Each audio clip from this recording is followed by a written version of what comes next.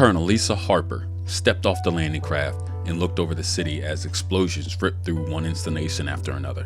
LV322 was in the middle stages of its terraforming, providing the mineral-rich planet with over 300,000 people living on the planet in various domes and underground living arrangements. The colonel was tasked with the investigation of the Xenomorph threat 4 years prior. Along with the assessment of the threat, she was also tasked with the development of strategies and weaponry to battle the threat. LV322 had placed the call about a month ago that some colonists went missing.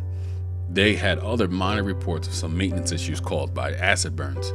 The analytical computer that they developed flagged this as a possible Xenomorph outbreak, so they were sent out for the colony as soon as they could.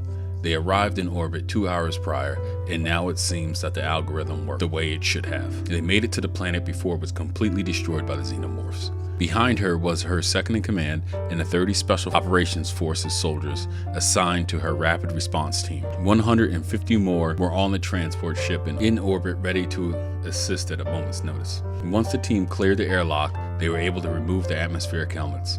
The governor of the installation greeted her with bodyguards flanked to either side.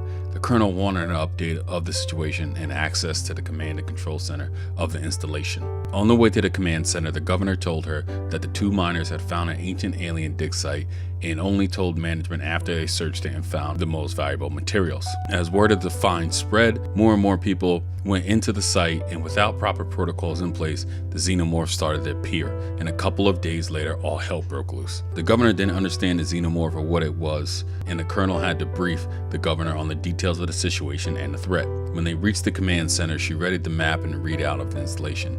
90% of the police force were guarding critical areas of monetary value and high-value individuals on the planet, and not the bulk of the people or important systems. First, they ordered that they close all the underground rail stations and link stations. They next ordered for all non-essential areas to be closed and vented. The second-in-command ordered the remaining forces from the orbital ships. The remaining 5 companies would each land in various locations to secure vital areas like life support and the food stores.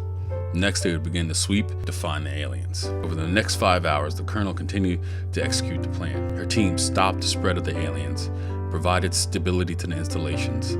They organized the resistance and ferried more guns and ammo to the planet. 30,000 colonists were missing. If half of them were turned into Xenomorphs, the 180 soldiers weren't going to hold them back. Currently, the aliens were trying to figure out the sudden change to the environment, but once they are comfortable, they'll lash out. 10,000 soldiers are set to arrive in 2 weeks. It took longer for the Space Forces to gather that many troops and weaponry. Though they won't be specially trained like the Colonel's forces, they needed more men and more firepower. On day 2, she awoke to her second-in-command. When she reached the command center, her fears were realized. A mass of roughly 2,000 Xenomorphs were in one of the previously barricaded tunnels headed toward her installation.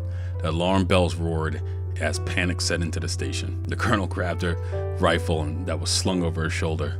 With one quick motion, she loaded the rifle and readied herself for war. After ordering all of her soldiers to the door, she knew that if they couldn't stop them at the door, then everyone was dead. She would rather die on the front line than wait to be hunted.